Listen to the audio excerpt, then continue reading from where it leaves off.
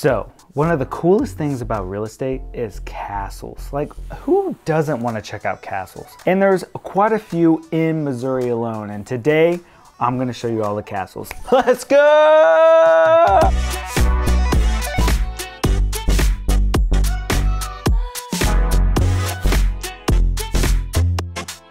What's going on, guys? Jesse Weiser here. I'm a real estate broker in Springfield, Missouri. And today we're talking about castles in Missouri, and I'm so excited about this topic. I love castles. But first, let me tell you a little bit about wiserlivingrealty.com, where you can find all of your houses if you're wanting to look for houses in Springfield, Missouri, or all of Missouri. That's why we make these videos, so you can reach on out.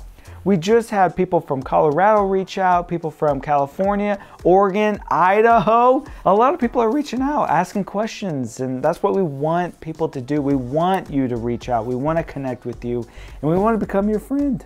So down in the description below, there's a ton of contact information, our email, phone number, smoke signal, Morse code stuff. So reach on out. We'd love to hear from you. So let's start with one of the most iconic castles in Missouri, and then we're gonna end with one of the coolest, maybe scariest castle out there. You never know. We always save the best for last. So the first castle that's the most iconic in Missouri is Tonka in Camdenton. Obviously, I made the joke of like, haha, but it's called Tonka, and it literally is right on the lake, so you can go and explore, and it's super cool. But imagine a castle right on Lake of the Ozarks. You can't get any better than that. Now, it is so popular that people usually refer to the castle when people talk about Tonka, but it's named after the area that has now turned into a state park. Tonka is an Osage Indian phrase meaning laughing waters. Don't know why the waters are laughing, but you know. This area was brought by St. Louis businessman Robert McClure Snyder, who built the castle starting in 1905 at the top of a 250-foot cliff overlooking a lake. Unfortunately, Snyder passed away in one of the first car wrecks in Missouri. This place was finally constructed in 1922, so he never saw it completed. That was a Model T. I think Model A's came in the 20s. Dang. This castle had a ballroom with a roof 3 stories high, running water from an 80-foot stone tower, and even servants to take care of it. In 1942, it burned down, leaving the stone walls and foundation. So it was only in operation for 20 years. This park also has sinkholes, caves, and a huge natural bridge, bluffs, and a large spring. So on top of this, you can check out these other things too if you visit. The park is free, so you can go and take pictures anytime. I think my wife and I are gonna take a road trip up here soon because I want to see this place in person. I mean, why would you not want to check this place out? Next up is the Kansas City Workhouse in Kansas City. Now, this is an abandoned castle, and we have it in the first episode of Abandoned Places in Missouri if you want to check that out right up here. But it is in the historic portion of Kansas City. So it's gotta be cool if you go into the historic portion. But you're just driving by and then bam, you see an abandoned castle. This castle was built in 1897, so obviously the bones are like... It was referred to as the Workhouse Castle. It began as a jail for inmates with petty offenses such as being a drunk or a beggar. They put these inmates to work by constructing the workhouse itself. It closed less than 30 years later. It has since been a city storage facility, military training site, before abandoned in 1974. This is now covered with lots of graffiti, but it still stands out with it being a castle in the area. It looks like they plan to add on and place a building near there soon, possibly a 38,000 square foot addition for a 60-room boutique hotel, tentatively called Jazzonium. It is going to be awesome and a great venue soon. Next up is the historic Goulding Castle in Ironton, Missouri. Now, what's super cool about this castle is it is an Airbnb, and we covered that in a full-length video about Airbnb, the coolest and most unique Airbnbs in Missouri, so you can check that out right there. Anyways, this is a castle built by T.R. Goulding in 1846. This man was a doctor from England, and eventually this place was used as a hospital during the Civil War. It sits on 9 beautiful acres of Shepherd Mountain and connects to over 600 acres of hiking and biking trails. It has beautiful views, stone pathways, and many statues along the property. You can even see the original structure along the stone door frames and a beautiful stained glass window. So this house has been restored and updated. They put in some great modern stuff. My biggest excitement is the fire pit in the backyard. I love sitting around a fire pit, s'mores, and just enjoying company. Now, one exciting one is the Bothwell Lodge historic site in Sedalia, Missouri. Now this one is super cool. This guy built like a lodge and a retreat for all of his friends to enjoy, like a city in of itself. And if you see pictures, this place is like one of the best looking houses I've ever seen in a long time. It's like a castle and traditional house. Crazy. But it is a 31 room, 12,000 square foot lodge built atop 2 natural caves by Sedalia lawyer John Homer Bothwell in 1896. So this thing is old as dirt. Bothwell bought the land for 500 smackaroos. Wow. That is cheap. And he called it Stony Ridge Farm. It has an eclectic combination of various styles with craftsman influences. It's a very interesting story in how a country gentleman furnished a recreational lodge for himself and his friends as a retreat. I want that guy as a friend.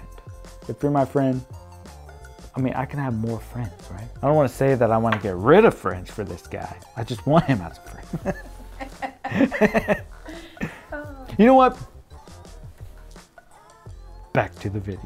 It was built to have everything amenities you would have in a town, like centralized gas, lighting, and plumbing. Now, all of that you would think, what, a whole town? But that was back when like things were like an upgrade and it was very expensive to get gas and electric and stuff, and it wasn't like so common. So this is like pretty interesting. Now, one thing that is really cool is they discovered a cave during construction. So they tried to use the geothermal like energy from the cave to like heat and cool the place. The stone was even quarried on site. There's a private library, a stone gazebo, a music room, and many other interesting creative parts of this getaway. Even has a trail to take around if you want to. This sounds really cool. The next castle in Missouri I have for you, literally showstopper, and it's a private home, but whenever it got put on the market, a lot of pictures came out and we snagged them, and we're gonna show you those pictures right now. It is a jaw dropper, and I really don't want my wife to see this because you talk about picturesque. This is it, guys. It is Selma Hall, or Kennett's Castle, in Festus, Missouri. This limestone structure was built in 1854, so it's older than dirt. So the other castle was old as dirt, this one's older than dirt.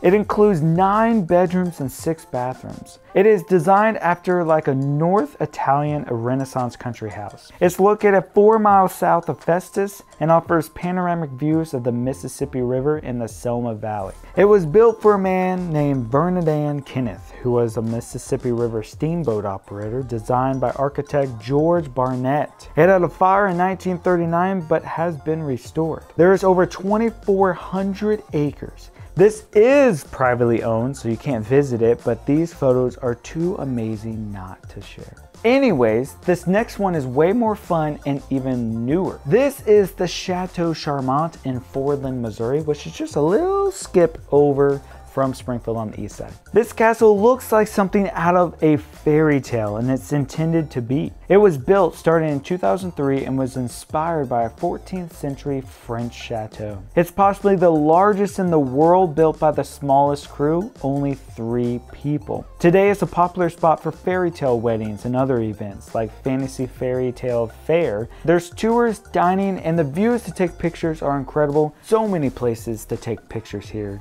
With the castle in the back, I actually want to get a hold of the owner and do a home tour of this. So if you know the owner of it, have them reach out. I would love to come with the crew and make a complete castle tour of the place. Next up is obviously the best because it's in Springfield, Missouri, and it is Pythian Castle. It was founded in 1913 by the Knights of Pythias. It was a home for their orphans and elderly and was at one time a hospital. Eventually, it was used by the U.S. military for more than 50 years, including during World War II, where they rehabilitated wounded soldiers. Down below the basement, or as they call the dungeon, many prisoners of war were kept there to be interrogated. There have been more than 100 deaths on the ground, so many believe this is to be haunted. A lot of people around here think it's haunted and do haunted tours and stuff like that, which is why we put this in the haunted places video right up here. Check it out. We have plenty of cool videos on this channel about